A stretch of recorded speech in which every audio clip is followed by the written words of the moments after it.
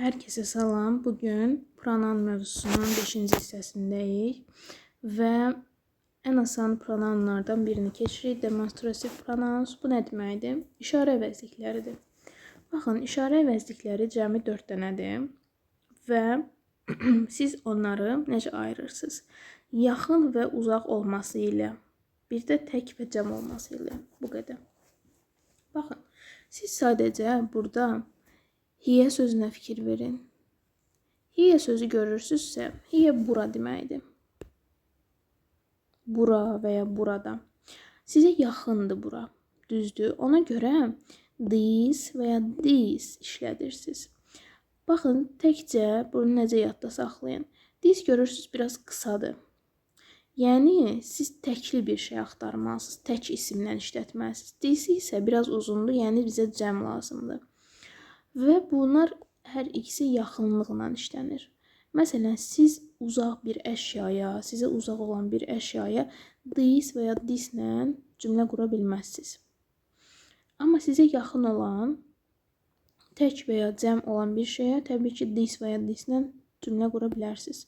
Baxın, məsələn, hal-hazırda mən sizə nümunə deyirəm. Mənə hal-hazırda qələmlər yaxındır. Baxın, pens.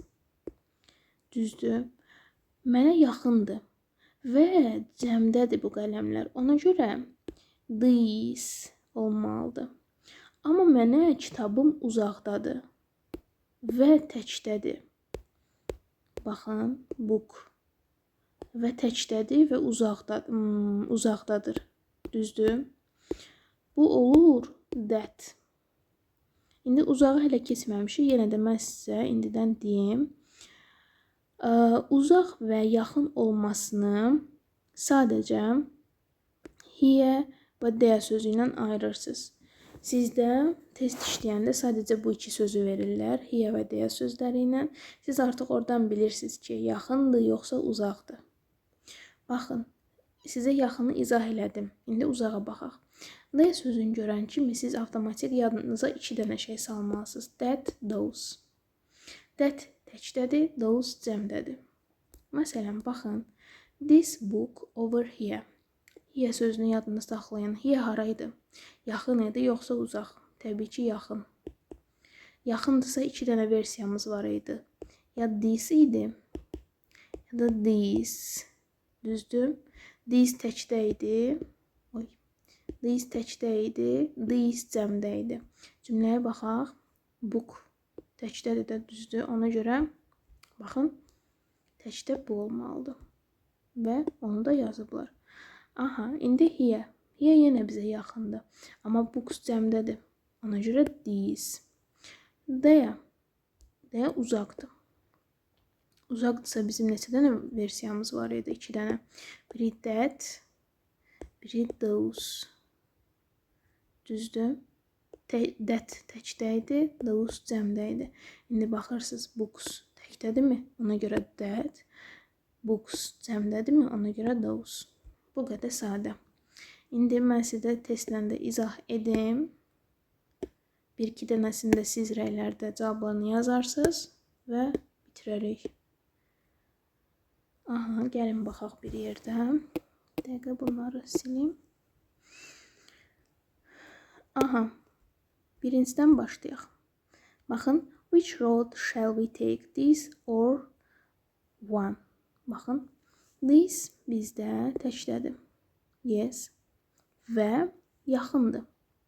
Siz indi bizə uzaq tək verməlisiniz. Uzaq tək burada hansıdır? That. Çünki niyə?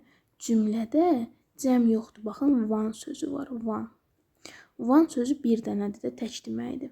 Siz this təkdən və yenidən eyni olaraq verə bilməzsiniz. Baxın, burada hansı versiya var sonra? Those verə bilməzsiniz. Çünki bu uzaq cəmdir. This isə verə bilməzsiniz. Yaxın cəmdir. Təkcə that qalır. İndi 2-yə baxaq. Aha, over there. Baxın, there sözü var. There sözü hansıydı? Yaxın idi, uzaq idi. Uzaq idi. Uzaq olsa bizdə that qalır variant olaraq. Bir də those qalır. İndi cümləyə baxırıq. Cümlə təkdədir, yoxsa cəmdədir? People sözü var. People cəmdədir. Ona görə those. 3-ə baxırıq. Over there yenə uzaq sözü var. That yoxsa those. Cümlənin təklinə və ya cəmliyinə baxırıq. Mən sözü var. Mən təkdədir yoxsa cəmdədir? Kişi. Kişi deməkdir. Təkdədir, ona görə that olur. 4-ü siz mənə işləyərsiniz. 5-i də siz mənə işləyərsiniz. 6-nı mən işləyirəm sizə. Buildings just in front of you were built in 7th century. Baxın, buildings cəmdədir. Düzdürmü? Ona görə biz cəmləri saxlayaq. Those və these. İndi baxırıq ki, buildings just in front of you.